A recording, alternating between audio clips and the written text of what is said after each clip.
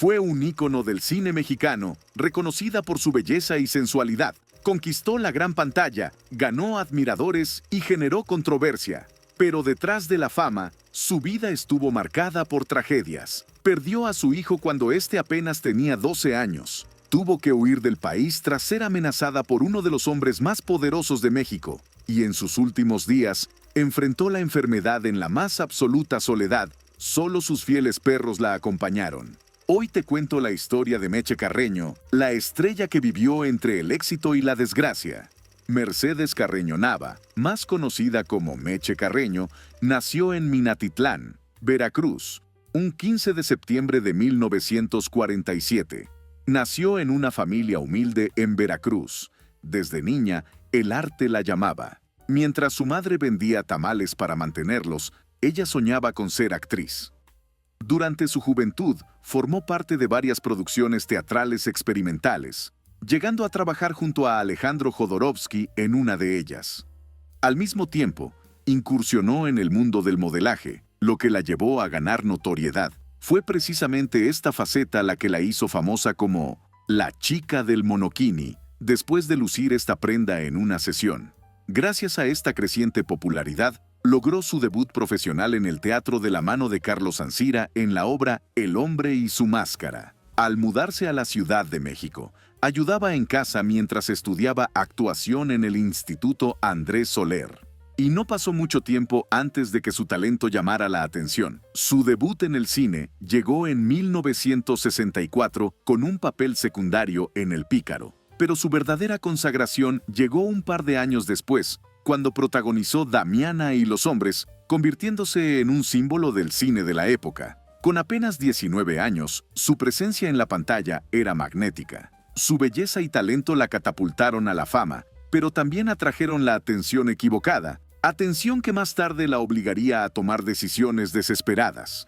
El cine mexicano de los años 60 y 70 estaba en plena transformación, y Meche Carreño llegó en el momento justo para revolucionarlo. Su imagen fresca, atrevida y con un aire de misterio la convirtió en la musa de muchos cineastas. Pero no solo era una cara bonita, tenía un talento innato que la diferenciaba de otras actrices de su generación. Su carrera despegó con fuerza cuando protagonizó No hay cruces en el mar, película que consolidó su estatus como estrella. Su interpretación intensa y su capacidad para transmitir emociones la llevaron a trabajar con algunos de los mejores directores del país. Sin embargo, mientras su carrera ascendía, su vida personal comenzaba a complicarse. A los 20 años, se casó con el cineasta y empresario José Lorenzo Sacani. Para muchos, parecían la pareja perfecta. Él, un hombre influyente en la industria. Ella, la estrella en ascenso. Pero la realidad era muy distinta. Las exigencias del cine, la constante exposición y la incomodidad de Sacani con la imagen sensual de su esposa hicieron que el matrimonio se resquebrajara en pocos años. La separación llegó a principios de los 70, un golpe emocional para Meche, que hasta ese momento había intentado equilibrar su carrera y su vida personal. Pero la vida seguía, y ella no tardó en encontrar el amor nuevamente con el director Juan Manuel Torres. Esta relación parecía más estable, pero el destino tenía otros planes. A finales de la década, su esposo comenzó una relación con otra actriz, Delia Casanova. La traición la devastó, pero lo peor aún estaba por venir. Solo 6 meses después de la separación, Torres murió en un trágico accidente automovilístico en Tlalpan. Meche quedó completamente destrozada. Se decía que este accidente pudo haber tenido relación con el temido Arturo el Negro Durazo, jefe de la policía en aquel entonces. Un hombre con fama de ser despiadado y que, como muchos otros, también se había obsesionado con ella. Con el dolor de la pérdida y el miedo creciente a la influencia de Durazo, Meche decidió irse de México. Su hijo, Juan María, era su prioridad, y la amenaza de este poderoso personaje era más que suficiente para hacerla huir. Estados Unidos se convirtió en su refugio, donde intentó reconstruir su vida. Aunque el exilio le permitió escapar de las sombras que la perseguían en México, el destino tenía preparada otra tragedia para ella. En 1988, La vida le arrebató lo más preciado. Su hijo Juan María falleció en un accidente automovilístico en Nueva York. El dolor fue insoportable. Había soportado pérdidas, traiciones y el exilio, pero esto era diferente. Su hijo era su razón de ser, y sin él, el mundo perdió sentido. A los 42 años, decidió alejarse de la vida pública. Se refugió en la escritura, en el activismo ambiental y en la búsqueda de paz a través del yoga. Pero incluso en el exilio, su pasado seguía persiguiéndola. Se decía que su salida de México no solo fue por miedo, sino porque el propio Arturo Durazo la tenía en la mira. Durante el gobierno de José López Portillo, este hombre había acumulado un poder descomunal y no dudaba en usarlo para conseguir lo que quería. Las amenazas contra Meche comenzaron como halagos y regalos. Al principio, eran muestras de admiración que cualquier persona podría haber interpretado como un simple interés. Pero cuando ella los rechazó, la actitud de Durazo cambió. Primero, vinieron las advertencias sutiles. Después, las amenazas directas. Se dice que en un momento, Durazo llegó a amenazarla con hacerle daño a su esposo y a su hijo si no cedía a sus deseos. Vivir con ese temor constante fue lo que la llevó a escapar. París fue su primer destino, pero más tarde encontró estabilidad en Estados Unidos. Allí, intentó recuperar su vida lejos del terror que había experimentado en su país. Cuando Durazo cayó en desgracia y finalmente fue encarcelado, Meche sintió que podía regresar a México. Sin embargo, su regreso no fue el gran acontecimiento que muchos imaginaban. Aunque la industria del cine la recordaba, el país había cambiado, y su presencia pasó casi desapercibida. A pesar de todo, tuvo la valentía de involucrarse en la producción de la película Negro Durazo, la verdadera historia, un acto que muchos vieron como un enfrentamiento simbólico con su pasado. Pero el tiempo no perdona. Los años pasaron y poco a poco su nombre dejó de estar en boca de todos. Su legado seguía vivo en la historia del cine, pero su vida estaba lejos de los reflectores.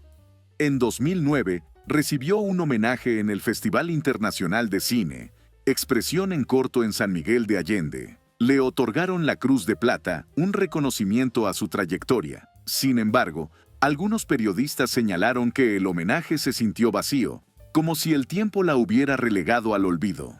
Poco después, llegó su última batalla, el cáncer de hígado. A pesar de haber llevado una vida relativamente saludable, una costumbre familiar contribuyó a empeorar su condición. Desde niña, Meche había crecido con la tradición de cocinar a temperaturas muy altas, incluso quemando algunos alimentos.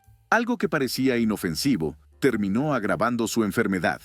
La enfermedad avanzó rápidamente. Los síntomas comenzaron con fatiga y dolores abdominales, pero los análisis confirmaron lo peor. La dolencia provocó una severa anemia, y en sus últimos días, su cuerpo simplemente no resistió más. Fue internada en un hospital en Estados Unidos, pero los esfuerzos médicos fueron en vano. El 21 de julio, a los 74 años, Meche Carreño falleció. Murió en soledad, acompañada únicamente por sus perros de raza Xoloitzcuintle, fieles compañeros en sus últimos días. La noticia de su muerte fue un golpe para quienes aún recordaban su impacto en el cine mexicano. Una mujer que desafió los estándares, que enfrentó el poder y que vivió intensamente, pero que pagó un alto precio por ello. Más allá de ser un símbolo de sensualidad, Meche Carreño fue una de las primeras actrices en desafiar los convencionalismos del cine mexicano. En una industria dominada por figuras masculinas y roles femeninos, limitados a ser esposas sumisas o musas idealizadas, ella apostó por personajes más complejos y desafiantes.